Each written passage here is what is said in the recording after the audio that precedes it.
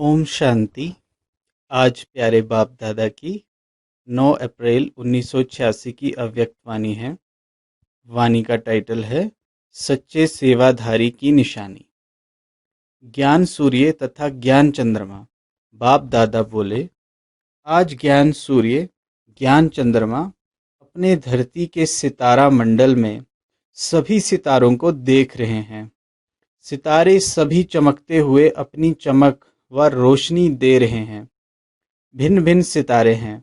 कोई विशेष ज्ञान सितारे हैं, कोई सहज योगी सितारे हैं, कोई गुण दान मूर्त सितारे हैं, कोई निरंतर सेवाधारी सितारे हैं, कोई सदा संपन्न सितारे हैं। सबसे श्रेष्ठ है हर सेकंड सफलता के सितारे। साथ साथ कोई कोई सिर्फ उम्मीदों के सितारे भी हैं। कहाँ उम्मीदों के सितारे और कहाँ सफलता के सितारे, दोनों में महान अंतर है। लेकिन हैं दोनों सितारे और हर एक भिन्न भिन्न सितारों का विश्व की आत्माओं पर, प्रकृति पर अपना अपना प्रभाव पड़ रहा है। सफलता के सितारे चारों ओर अपना उमंग उत्साह का प्रभाव डाल रहे हैं। उम्मीदों के सितारे स्वयं भी कभी मोहब्बत कभी मेहनत दोनों प्रभाव में रहने कारण दूसरों में कभी कभी मोहब्बत कभी मेहनत का प्रभाव डालते आगे बढ़ने की उम्मीद रख बढ़ते जा रहे हैं। तो हर एक अपने आप से पूछो कि मैं कौन सा सितारा हूँ।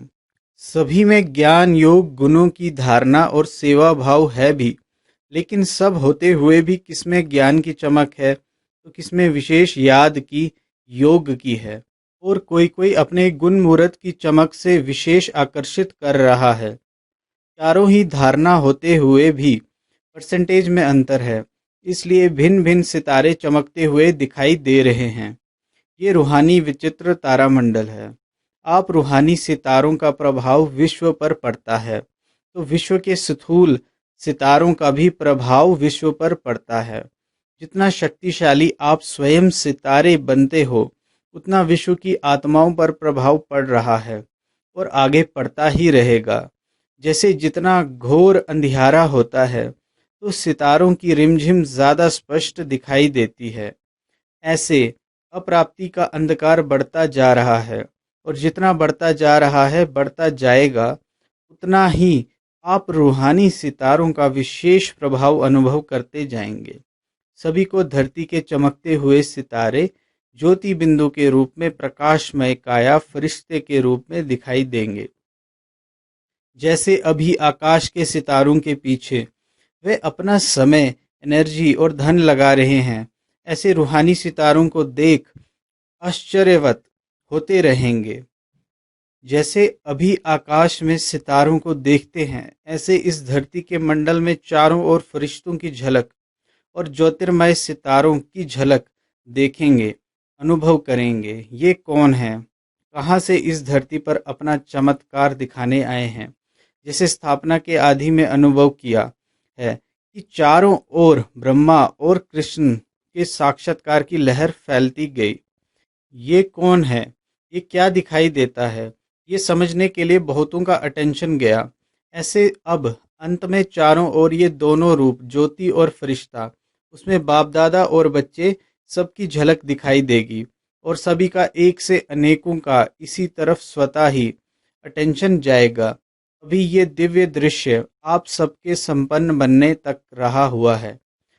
फरिश्तेपन की स्थिति सहज और स्वतः अनुभव करें, तब वे साक्षात फरिश्ते साक्षात्कार में दिखाई देंगे। ये वर्ष फरिश्तेपन की स्थिति के लिए विशेष दिया हुआ है। कई बच्चे समझते हैं कि क्या सिर्फ याद का अभ्यास करेंगे, वह सेवा भी करेंगे, वह सेवा से मुक्त हो तपस्या में ही रहेंगे। बाप दादा सेवा का यथार्थ अर्थ सुना रहे हैं। सेवा भाव अर्थात सदा हर आत्मा के प्रति शुभ भावना, श्रेष्ठ कामना का भाव। सेवा भाव अर्थात हर आत्मा की भावना प्रमाण फल देना। भावना हद की नहीं लेकिन श्रेष्ठ भावना। आप सेवाधारियों प्रति अगर कोई रूहानी स्नेह की भावना रखते, शक्तियों के सहयोग की भावना रखते, खुशी की भावना रखते, शक्तियों के प्राप्ति की भावना रखते, उमंग उत्साह की भावना रखते, ऐसे भिन्न भिन्न भावना का फल अर्थात सहयोग द्वारा अनुभूति कराना, तो सेवा भाव इसको कहा जाता है।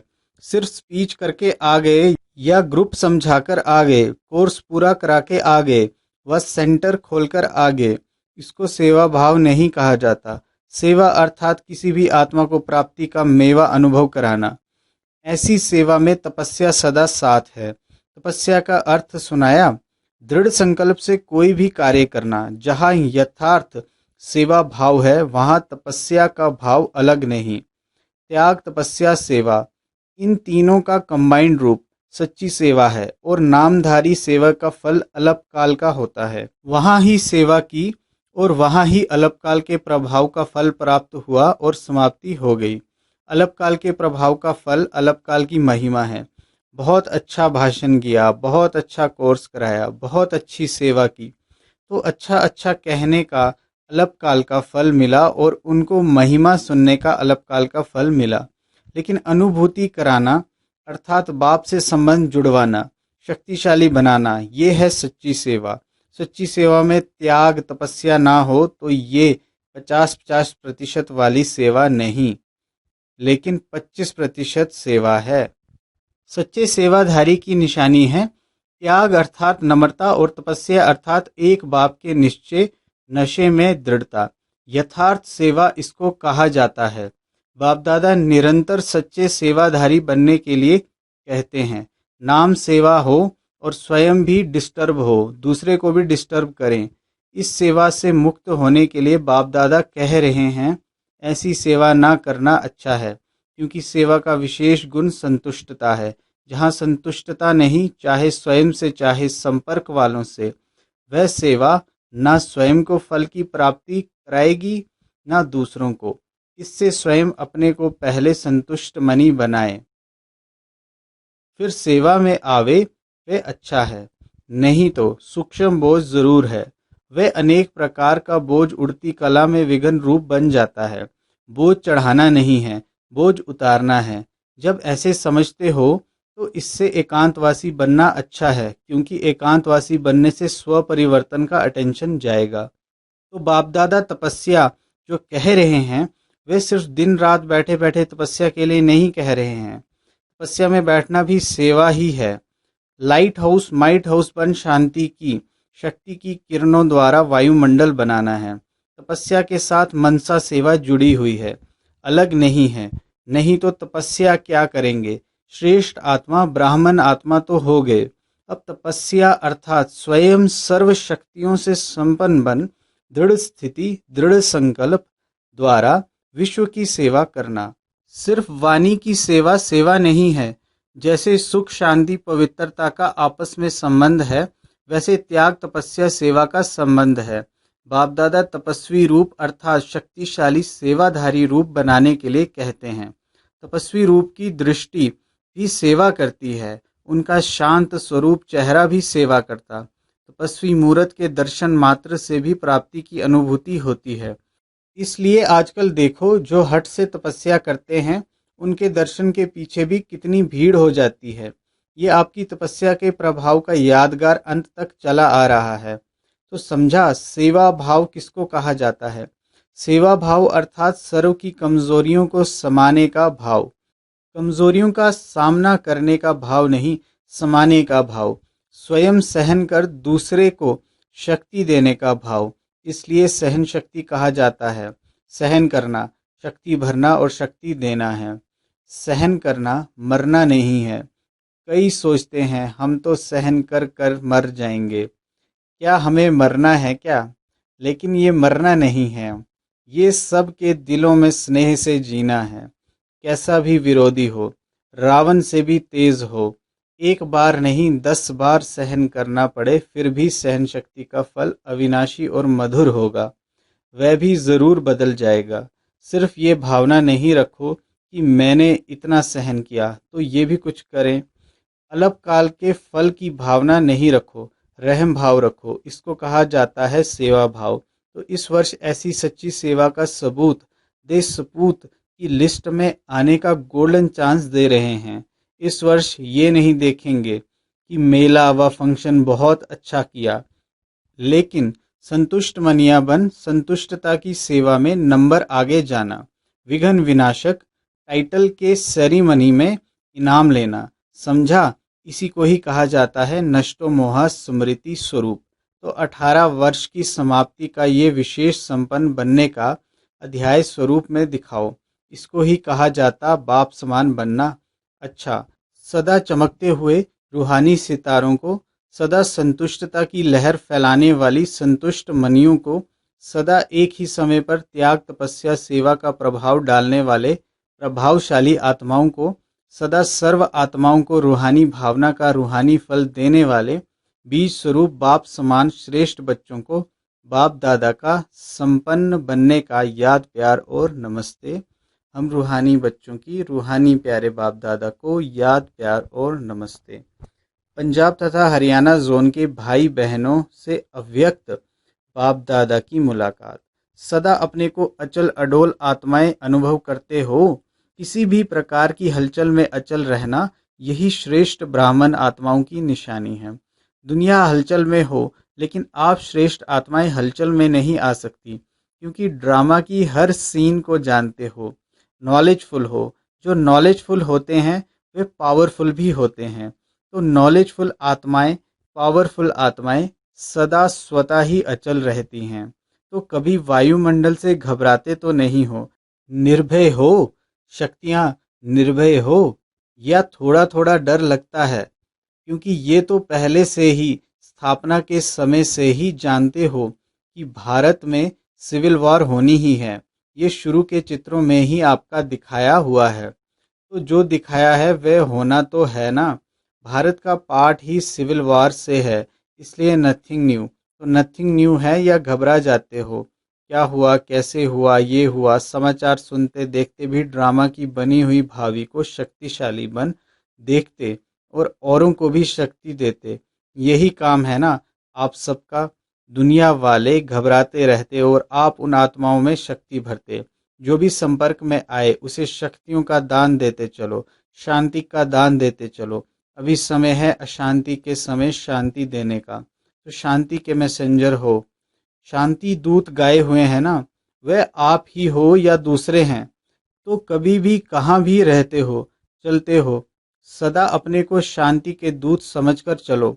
शांति के दूत हैं, शांति का संदेश देने वाले हैं, तो स्वयं भी शांत स्वरूप शक्तिशाली होंगे और दूसरों को भी देते रहेंगे। वे अशांति देवें आप शांति दो, वे आग लगाएं आप पानी डालो। यही काम है ना। इसको कहते हैं सच्चे सेवाधारी। तो ऐसे समय पर इसी सेवा की आवश्यकता है। शरीर तो विनाशी है, लेकिन आत्मा शक्तिशाली होती है। तो एक शरीर छूट भी जाता है तो दूसरे में याद की प्रारब्ध चलती रहेगी। इसलिए अविनाशी प्राप्ति कराते चलो। तो आप कौन हो? शांति के दूत, शांति के मैसेंजर, मास्टर शांति दाता, मास्टर शक्ति दाता। ये स्मृति सदा रहती है ना। सदा अपने को इसी स्मृति से आगे बढ़ाते चलो, औरों को भी आगे बढ़ाओ। यही सेवा है। गवर्नमेंट के कोई भी नियम होते हैं तो उनको पालन करना ही पड़ता है, लेकिन जब थोड़ा भी समय मिलता है तो मनसा से, वाणी से सेवा ज़रूर करते रहो। अभी मनसा सेवा की तो बहुत आवश्यकता है, लेकिन जब स्वयं में शक्ति भरी हुई होगी तब दूसरों को दे सकेंगे। तो सदा शांति दाता के बच्चे शांति दाता बनो। दाता भी हो तो विधाता भी हो। चलते फिरते याद रहे, मैं मास्टर शांति दाता, मास्टर शक्ति दाता हूँ। इसी स्मृति से अनेक आत्माओं को वाइब्रेशन देते रहो, तब वे महसूस करेंगे कि इनके संपर्क में आने से शांति की अनुभूति हो रही है। तो यही वरदान याद रखना कि बाप समान मास्टर शांति दाता शक्ति दाता बनना है। सभी बहादुर होना। हलचल में भी व्यर्थ संकल्प नहीं चले, क्योंकि व्यर्थ संकल्प समर्थ बनने नहीं देगा। क्या होगा ये तो नहीं होगा, ये व्यर्थ है। जो होगा उसको शक्तिशाली होकर देखो और दूसरों को भी शक्ति दो। ये भी साइड सीन्स आती हैं। ये भी एक बाई प्लॉट चल रहा है। बाई प्लॉट समझकर देखो तो घबराएंगे नहीं। अच्छा, दूसरी पॉइंट, अपने को पद्मा पदम भाग्यवान अनुभव करते हो, क्योंकि देने वाला बाप इतना देता है। जो एक जन्म तो भाग्यवान बनते ही हो, लेकिन अनेक जन्म तक ये अविनाशी भाग्य चलता रहेगा। ऐसा अविनाशी भाग्य कभी स्वप्न में भी सोचा था? असंभव लगता था ना। लेकिन आज संभव हो गया तो ऐसी श्रेष्ठ आत्माएं हैं। ये खुशी रहती है। कभी किसी भी परिस्थिति में खुशी गायब तो नहीं होती, क्योंकि बाप द्वारा खुशी का खजाना रोज मिलता रहता है। तो जो चीज़ रोज मिलती है वे बढ़ेगी ना। कभी भी खुशी कम हो नहीं सकती, क्योंकि खुशियों के सागर द्वारा मिलता ही रहता है, अखुट है। कभी भी किसी बात के फिक्र में रहने वाले नहीं। प्रॉपर्टी का क्या होगा, परिवार का क्या होगा, ये भी फिक्र नहीं, बेफिक्र। पुरानी दुनिया का क्या होगा, परिवर्तन ही होगा ना। पुरानी दुनिया में कितना भी श्रेष्ठ हो, लेकिन सब पुराना ही है, इसलिए बेफिक्र बन गए। पता नहीं आज है कल रहेंगे नहीं रहेंगे, ये भी फिक्र नहीं। जो होगा अच्छा होगा। ब्राह्मणों के लिए सब अच्छा है, बुरा कुछ नहीं। आप तो पहले ही बादशाह हो, अभी भी बादशाह, भविष्य में भी बादशाह। जब सदा के बादशाह बन गए तो बेफिक्र हो गए। ऐसी बादशाही जो कोई छीन नहीं सकता, कोई बंदूक से बादशाही उड़ा नहीं सकता। यही खुशी सदा रहे और औरों को भी देते जाओ, औरों को भी बेफिक्र बादशाह बनाओ। अच्छा, तीसरी पॉइंट, सदा अपने को बाप की याद की छत्र छाया में रहने वाली श्रेष्ठ आत्माएं अनुभव करते हो। ये याद की छत्र छाया सर्व विघ्नों से सेफ कर देती है। किसी भी प्रकार का विघ्न छत्र छाया में रहने वाले के पास आ नहीं सकता। छत्र छाया में रहने वाले निश्चित विजय है ही। तो ऐसे बने हो। छत्र छाया से अगर संकल्प रूपी पांव भी निकाला तो माया वार कर लेगी। किसी भी प्रकार की परिस्थिति आवे, छत्र छाया में रहने वाले के लिए मुश्किल से मुश्किल बात भी सहज हो जाएगी। पहाड़ समान बातें रुई के समान अनुभव होंगी। ऐसी छत्र छाया की कमाल है। जब ऐसी छत्र छाया मिले तो क्या करना चाहिए? चाहे अल्पकाल की कोई भी आकर्षण हो, लेकिन बाहर निकला तो गया। इसलिए अल्पकाल की आकर्षण को भी जान गए हो। इस आकर्षण से सदा दूर रहना। हद की प्राप्ति तो इस एक जन्म में समाप्त हो जाएगी, बेहद की प्राप्ति सदा साथ रहेगी। तो बेहद की प्राप्ति करने वाले अर्थात छत्र छाया में रहने वाले विशेष आत्माएं हैं, साधारण नहीं। ये स्मृति सदा के लिए शक्तिशाली बना देगी। जो सिकिलदे लाडले होते हैं वे सदा छत्र छाया के अंदर रहते हैं। याद ही छत्र छाया है। इस छत्र छाया से संकल्प रूपी पांव भी बाहर निकाला तो माया आ जाएगी। ये छत्र छाया माया को सामने नहीं आने देती। माया की ताकत नहीं है छत्र छाया में आने की। वे सदा माया पर विजयी बन जाते हैं। बच्चा बनना अर्थात छत्र छाया में रहना। यह भी बाप का प्यार है जो सदा बच्चों को छत्र छाया में रखते हैं। तो यही विशेष वरदान याद रखना कि लाडले बन गए, छत्र छाया मिल गई। ये वरदान सदा आगे बढ़ाता रहेगा। विदाई के समय अमृत वेले। ये संगम युग अमृत वेला है। पूरा ही संगम युग अमृत वेला होने के कारण इस समय की सदा के लिए महानता गाई जाती है। तो पूरा ही संगम युग अर्थात अमृत बेला अर्थात डायमंड मॉर्निंग। सदा बाप बच्चों के साथ है और बच्चे बाप के साथ हैं, इसलिए बेहद की डायमंड मॉर्निंग। बाप दादा सदा करते ही रहते हैं, लेकिन व्यक्त स्वरूप में, व्यक्त देश के हिसाब से आज भी सभी बच्चों को सदा साथ रहने की गुड मॉर्निंग कहो, गोल्डन मॉर्निंग कहो, डायमंड मॉर्निंग कहो, जो भी कहो वह बाप दादा सभी बच्चों को दे रहे हैं। स्वयं भी डायमंड हो और मॉर्निंग भी डायमंड है और भी डायमंड बनाने की है, इसलिए सदा साथ रहने की गुड मॉर्निंग। अच्छा, ओम शांति।